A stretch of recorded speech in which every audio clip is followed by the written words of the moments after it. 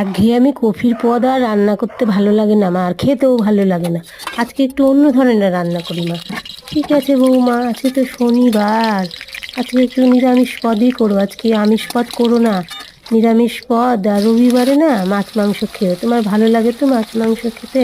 তাড়াহুড়া করে আলুগুলো টুমটুম করে কেটে লাল লাল করে ভেজে দিলাম লবণ হলুদ দিয়ে। এইদিকে কফিগুলো টুকরো টুকরো করে কেটেছি, এগুলো লবণ হলুদ দিয়ে কষা কষা করে ভাজলাম যেন কাঁচটা গন্ধ না থাকে।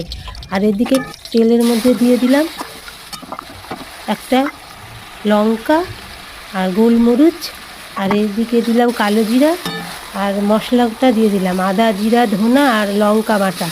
তার মধ্যে ভিজিয়ে রেখেছিলাম সোয়াবিনগুলো, চিপে চিপে জল চিপে দিয়ে দিলাম, ভেজে ভেজে লাল করে সামান্য জল দিয়ে গা মাখা মাখা তরকারি করব বলে সামান্যই জল দিলাম। এবার গরম মশলা ছড়িয়ে বেশ সুন্দর হয়েছে দেখতে, খেতেও কিন্তু সেই দুর্দান্ত হয়েছে।